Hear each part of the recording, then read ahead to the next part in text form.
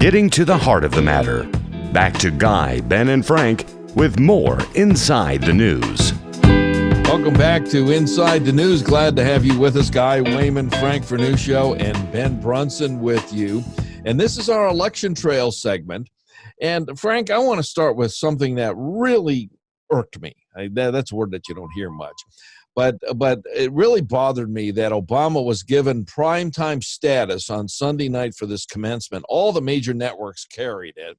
And he used this as if he was still the president of the United States to bash the right and whatever else. And yet he's the odd man out, but he desperately wants, this is my thinking, he wants Biden to win so that they can cover this thing up, because what's happening, and it's starting to unravel. We're going to talk about Flynn in number 4, but it's so unraveling that it's pointing fingers right back at him, Frank. Well, it is. And let's take this as a piece of a whole. The left has never accepted the election of Donald Trump.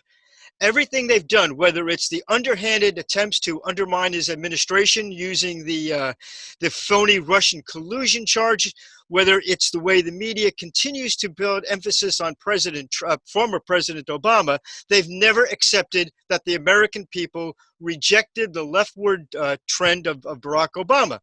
And so when Barack Obama gives, I don't want to say a trivial speech, but perhaps I should, a trivial speech to a college graduation, they make it sound like it was an important presidential address. So the words spoken by a failed former president get headlined as though he was a sitting president giving a policy pronouncement.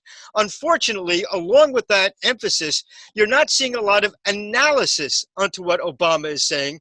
His policies, both domestic and foreign, failed when he was president, and he is now advocating the same failed policies as a former president and getting a lot of press, a lot of play in the press doing so.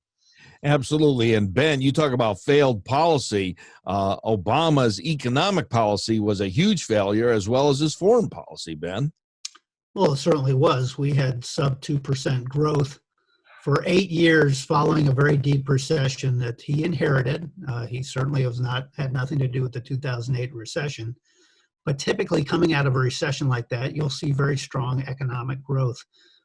Higher than the historic average of roughly 3.2%. Instead, we had 2% or less growth for 8 years. And the reason is because his policies threw a wet blanket over American business. Mm-hmm. And when you do that, you get that type of outcome. So that costs the country greatly. When you subtract 1% a year, that's a cumulative number for 8 years. That's 10% smaller economy after 8 years than we otherwise would have expected, even if we had had our average growth rate of 3%. And these numbers really add up. Just like what we're going through now is going to be felt 30, 50 years from now, because we have reduced the base. And hopefully we can get back to where we were very quickly. But Obama's policies were disastrous for this country across the board, economically and on a foreign policy basis.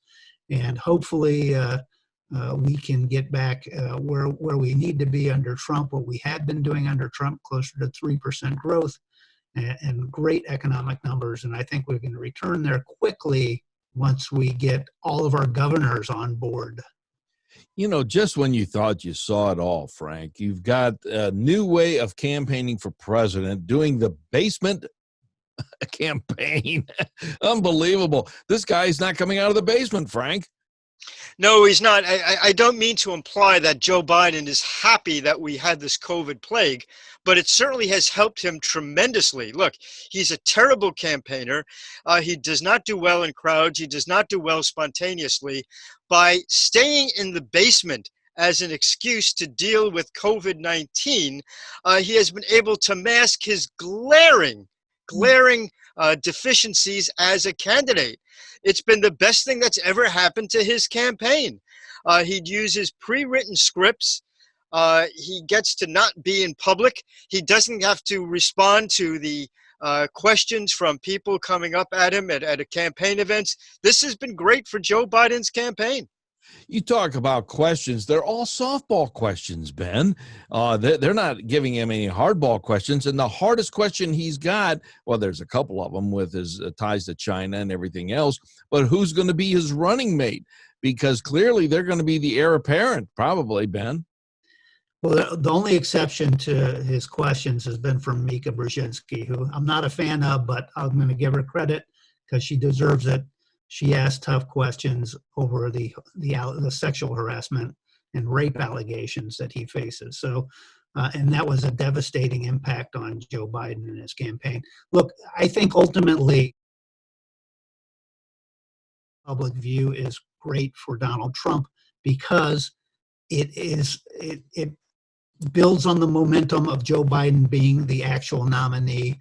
Of the more Biden talks in front of the press, the more he's on camera, the more people hear how bad he is, and the more there are calls among Democrats to replace him as the nominee. And of course, that's going to have to happen in the convention coming up. There are whispers along those lines, but looking at the rules of the Democratic convention and where Biden should be in terms of committed delegates, it looks like he's headed, to me, towards a first round sure ballot victory. And I don't think they can get around that unless they really have some real shenanigans and change the rules pretty significantly going into that convention. So to me, I want him out of the limelight because I want him to be the nominee, because I think he's going to be destroyed by Donald Trump in the general election. Absolutely. And, you know, Frank, the more we watch this, it's very sad. I mean, you know, he hasn't been exactly great for the American policies and all, but it's sad to see him up there just struggling, answering questions that clearly he gets lost right in the middle of, Frank. Well, that's true, but this is not actually something brand new for Biden. If you go back to his various points in his career, I go back particularly to his vice presidential debate with Paul Ryan, and he put out a performance where he was guffawing, he was giggling, he was laughing, he was gesturing. He seemed irrational then. I don't think the problems that Joe Biden is experiencing are due to his age. I think they're due to deficiencies that he has had throughout his career. But he has been a great Democratic insider, and that seems to have basically been the basis of his success. There is a difference between the way Republicans campaign and Democrats campaign. Republicans generally, because they are, in terms of enrollment, a minority party compared to the Democrats, they have to convince a certain number of non-Republican voters to come and vote for them. On the other hand, the Democrats have always had, because of their majority, the ability to simply get the votes of people who will vote for not the candidate, but the Democrat line. Joe Biden has been a beneficiary of being on the Democrat line, of being a Democrat insider. With the rise, however, of a lot of independents, I think Joe Biden's road to the White House has become a lot harder, and his failure to really get the imagination of the public, to convince the public that he's capable, is going to be a big hurdle for him and the Democratic Party to overcome. All right, we're going to take a time out. We're going to be back and talk about something that we've been wanting to talk about all show, and this is called the Flynn case and the Durham report. There's a lot of meat there on the bones, and we're going to try and flesh those things out. We'll be back. You're listening to Wehman, Brunson, and Vernuccio, Inside the News.